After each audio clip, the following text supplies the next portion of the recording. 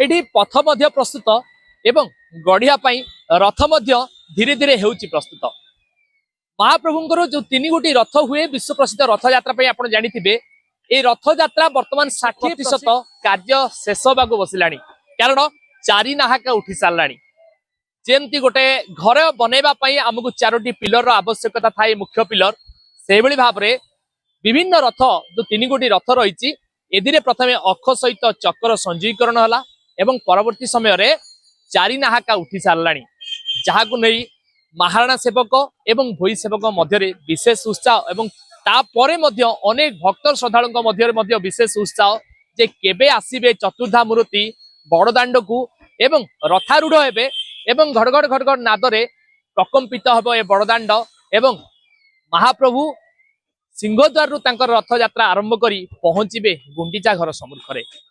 तो सही दिन को अपेक्षा सविशेष आलोचना करबा आम सहित महाराणा सेवक अछंती श्री बालकृष्ण महाराणा जड़े अभिज्ञता संपन्न व्यक्ति दीर्घ दिन काम करछंती। सर स्वागत आपन धरिती लाइव रे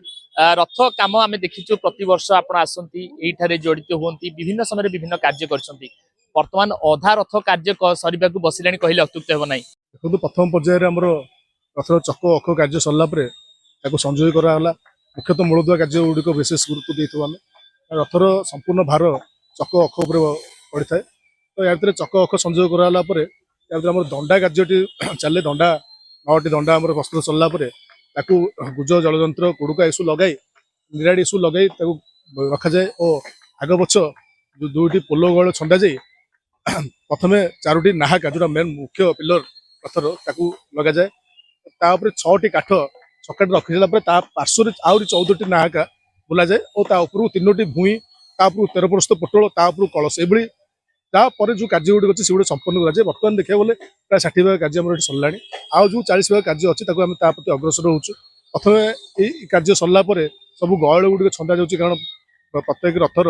सुभद्रा रथकर 8टी जगन्नाथ बलभद्र प्राय 12टी लेखे गहल छंदा गला जो लग जाए तापर आम भूई कार्य प्रति अग्रसर जोटा कि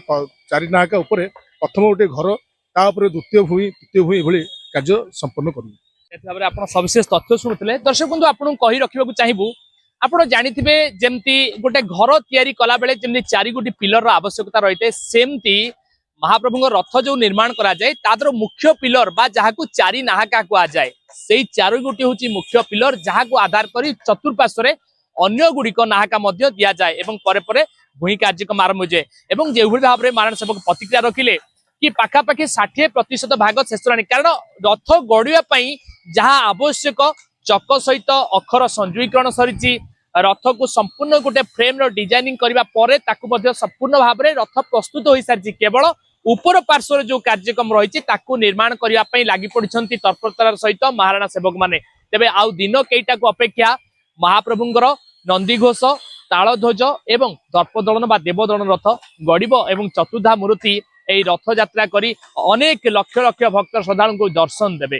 पूर्व कैमरा पर्सन सुनील जैन के साथ तुषार रंजन नायक धरित्री लाइव। एई भिडियोटी आपनको केमिति लागिला कमेंट करि जणांतु। धरित्री लाइव रो यूट्यूब एवं फेसबुक चैनल को सब्सक्राइब करंतु। अधिक खबर पई लॉगिन करंतु www.dharitri.com।